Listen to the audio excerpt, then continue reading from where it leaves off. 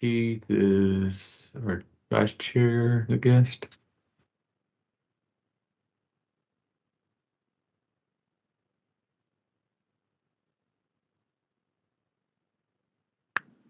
Is our secretary here yet? I don't Do see not her. see Brianna. Karen Finan does not plan to be here. I believe that Regent Green is here. Yeah, she is. And Regent Martin. Regent Rabinowitz.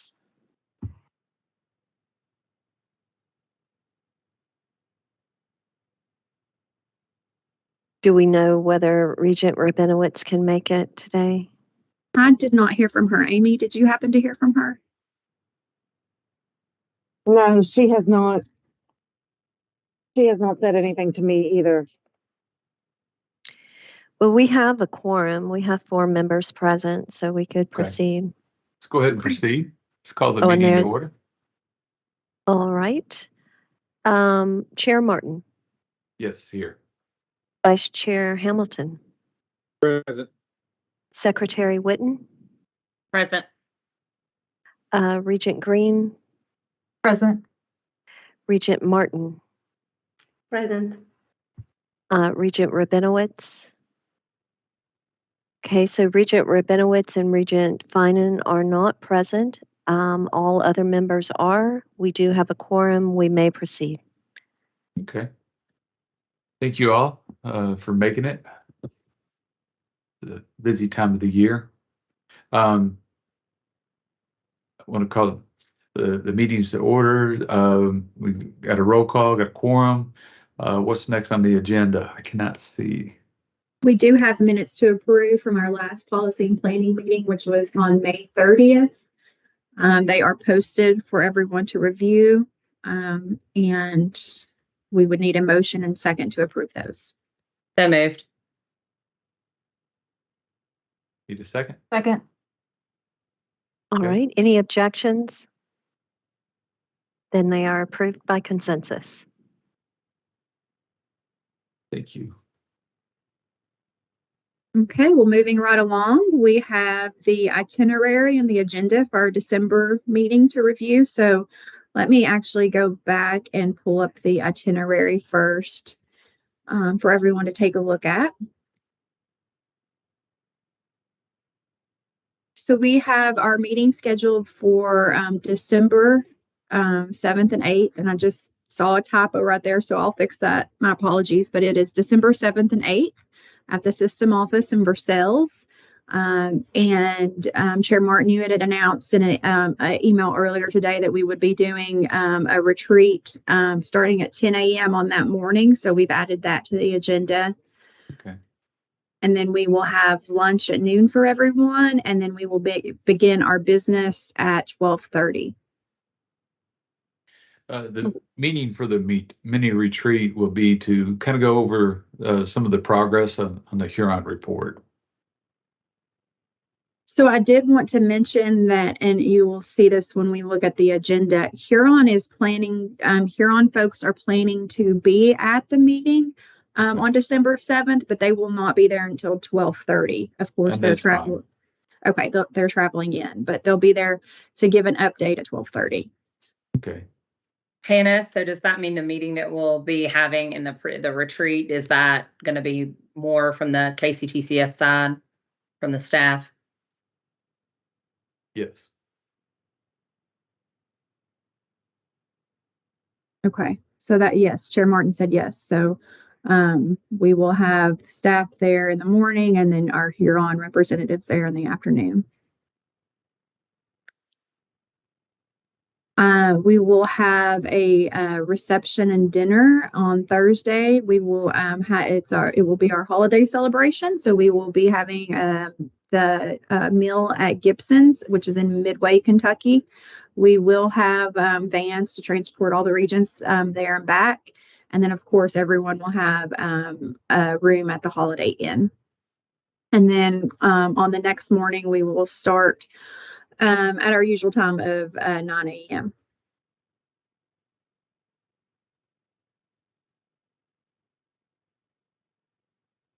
Okay, looking now, pulling up the agenda.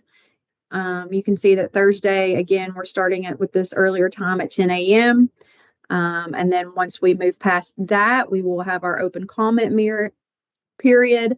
As of now, I do not have anyone who's asked to speak at the meeting. That may change between now and December. We will have approval of minutes, the chair's report, the president's report, and then that Huron presentation that I just mentioned. They are planning to be there at 12:30, and they have allotted an hour and a half to stay with the board. Immediately following that, we do have an action item for the board to act on regarding the Huron project comp and class recommendations. And Parliamentarian Duncan, you may want to speak to that. Yes, so I think in emails I've tried to be very cognizant that there is a whole project out there that requires attention to detail, etc. But the foundation of that is really those salary schedules. And so what we're going to bring to the board is a request for action on the salary schedules, both for faculty and staff, and also a proposed revision and new process and policy surrounding faculty promotion rates. We're looking at trying to really be cognizant of the fact that the faculty have waited a long time for a change in that promotion process, and we'd like to make that a priority in the December meeting. In a nutshell, it will be essentially, instead of bringing a faculty member when they go through the promotion process to the minimum, we want to try to create a process. And again, this is not a process that we have fully mapped out right at this point. So there may be nuances to it, but we will bring it to you in December. That will bring a faculty member not to the minimum, but to the same range penetration that they have in their current band. So it will eliminate that complaint or that reality, which is not just a complaint, so not to minimize it, that reality that those people going up for a promotion, either to assistant, associate, or professor, that they really have no incentive because they are essentially making, in some cases, less than they were making in their previous penetration within their band. So I would look for that. We're going to try and give you a preview of that prior to actually taking action on it. But we feel it's really important not to just do those salary bands, but also to recognize that the faculty need a more updated process. Regent Whitten? Yeah, Parliamentarian Duncan, one of the questions that I've been receiving a lot, and it's just something I'm sure that you guys have already, at least the team has probably already planned for, but just to make note, there's curiosity surrounding the 500, 1,000, 1,500 at all three of those levels you mentioned earlier. So if those are adjusted, of course, you can imagine the question that I'm receiving, which is, will that be retroactive? And how far back retroactive will that go if it does? Right. So we're trying to look at a process that would actually take away the flat fees and create a better penetration, a more into the salary band that they're above, so that they're moving into. So the retroactivity of it, if that is the proper way to say it, would be a matter of adjustment. So there will not be a retroactive, hey, we're going to go back 20 years and do this. We're going to have to look at compression. And so please remember that this study did not look at compression. it looked at a future state framework for compensation. And so we will also then, as an institution, need to address compression.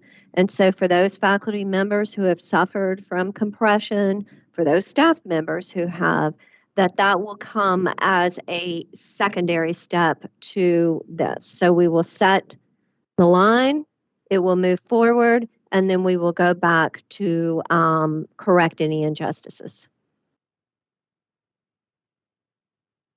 I believe Thank you. that Regent Hamilton. where'd it go? Oh, I'm sorry. I was on my screen. Regent Hamilton had his hand up. Yeah, quick question. So are there any barriers, either legislative or some other body entity that could say, yes, I understand these employees need improvement in pay and the range of pay, but what impact this has to overall budgets or profitability of the entity? Is there someone that can say, yeah, I agree with this, this is great, but we don't want to do it because it spends a lot of money? And this is just a purely just question that I have in the back of my head. If it makes sense to you what I'm trying to ask. Well, let me restate it to make sure that I'm understanding. So are you saying, would there be currently in place a legislative barrier to our moving forward with this compensation adjustment? Correct, yes. Okay. No, I don't know of one. Now, there is certainly a fiscal barrier in that it's kind of, I'm going to use this analogy and I don't want it to sound like it's flippant or anything, but you cannot, if you're a parasite, none of us are parasites, but if you're a parasite, you cannot kill your host and still survive. So if we're looking at all of our employees, and I would include myself in that, if we are looking at this and saying, hey, no matter what, you have to do all of this all at once. If we as employees are saying that, then we may very well put the host, the system, in peril of fiscal lack of viability fiscally. So I think it's more of a fiscal than a legislative concern. And so what we need you as the board to do is to look at this in a very methodical and intentional way of doing things. So that's why the one thing that you must do is to approve salary schedule, and then that becomes the foundation for everything else the administration brings back and says, this is our plan for implementation. This is how we believe it could be done, and the system remain fiscally viable and do what it needs to do for both students, faculty, and staff. Or that's not both, but for students, faculty, and staff. Okay, understood. short Thank you. I key- just didn't want to go too far down the line and then somebody says, all this great work has been done, but hey, we don't want you to do it because of the expense. So I just was Right. curious. Thank you. Thank you. I was I just gonna do- say, I think our biggest restraint is financial. I mean, I don't think anybody's gonna hedge at us increasing pay or making compensation changes other than us being able to afford it. I think that's the key. The only thing I would remind everyone of, which I'm sure it's in front of most people's minds, is that the CPE report will be coming out by December 1st to the legislature with recommendations specifically about KCTCS. I don't see a direct impact with that on employee compensation, but it could somehow possibly be related depending on what they ask for or what they suggest.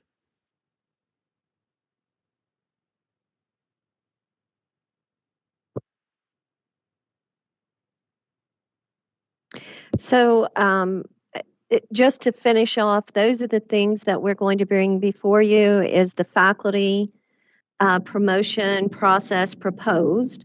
And then also the salary schedule. And we are hoping that that then will move us forward in determining the implementation stages thereafter.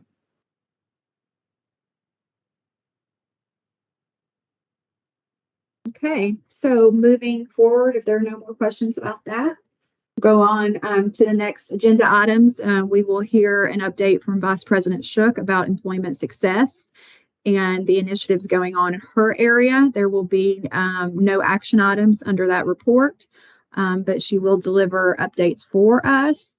And then we will have an update from Acting Chancellor Wagoner about learner success. And that will include 3 updates, one on online course quality assurance. You'll remember that this is something the board looked at length and has been asked or has asked to receive updates about it. So we will be providing that information. We'll be providing info on the spring 23 and fall 23 enrollment, and then other initiatives going on in that area. The one action item will be to vote on the college candidates for credentials. And then on Thursday afternoon, the board will go into executive session if needed to discuss proposed or pending litigation or individual personnel matters. On Friday morning, we will start at 9 and we will have agenda items related to organizational success. We'll be delivering a state legislative agenda update, which is very much still in flux at this point, but we are working on it.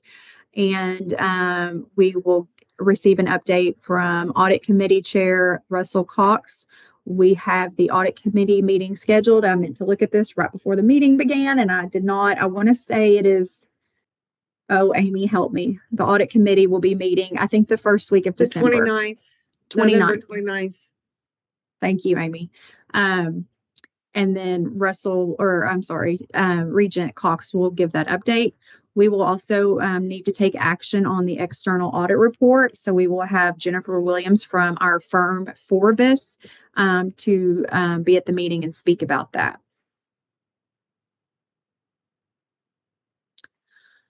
We will then also need to take action on revisions to the Board of Regents Audit Committee Charter and Board of Regents bylaws. This was introduced at the previous meeting. If you'll remember, we are changing the audit charter, which used to ask or require that external people to the board sit on that committee. And under Chair Martin, we have revised that so that it only be board members. So we'll be updating that charter and our corresponding bylaws to go with it. Let's see.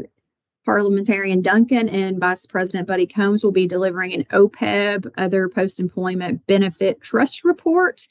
Again, this is something that has been requested by the board, so we will have information on that. There will not be any action related to it. Then we will take action on ratification of personnel actions. That's a routine item for us. We do have a blank placeholder in here for capital construction projects. I know that you guys have had several construction, interim capital construction approvals come before you. I think there were 10 at the last meeting. Of course, that's just given the state we're in with construction right now. So we're leaving that in case there are any projects that need to be approved. And I believe it was Secretary Whitten who had asked for that capital construction rubric that was mentioned at the last board meeting. So we will be presenting that and give that to you guys to review. Then we will have a facilities support services update, a financial report, and then we will also have an advance report from our Associate Vice President, Scott Tracy. He has not been in front of the board in quite some time to talk about advancement and all the great things they're doing from our foundation. So he will be presenting that information. And that will wrap it up, Chair Martin. Okay, does anybody have any questions in regards to our upcoming meeting? No, but Chair Martin, I do see at the very end, there is a note about the March meeting and changing it due to AGB. Can somebody clarify that? Sure. Yes, and this is, we don't have to have this conversation here, but we did want to note it. You guys can think about what we may want to do. The Association of Governing Boards Conference, which we invited all of the board to attend, which will be in Boston, Massachusetts, does fall on our March board scheduled dates. I do think that there are at least 4 or 5 regents who have indicated that they do plan to attend that conference. And so we would probably need to move our board meeting from that scheduled date. We're looking at a few things. We could possibly just have a 1-day Teams meeting in March. But then, of course, it is going to be also Dr. Quarles' first meeting. We're hoping that he can attend the conference with us. So we haven't made a decision on that. Open to what the board or this committee would prefer and see what we can work with between now and December. Well, maybe we can talk about that a little bit at our next board meeting, but I know that we did talk that, if we could condense things down a little bit when we're not talking about budgetary issues. But it being Dr. Quarles' first meeting, I don't know if we want to do that or not. Yeah, so that may just have to be one of those wait and see decisions, but please know, at least on your calendar, that that is subject to change. Of course, we'll make a decision as soon as we can because we know you guys are busy, but we do think that it would be worthwhile for as many of you as possible to attend the HEB conference.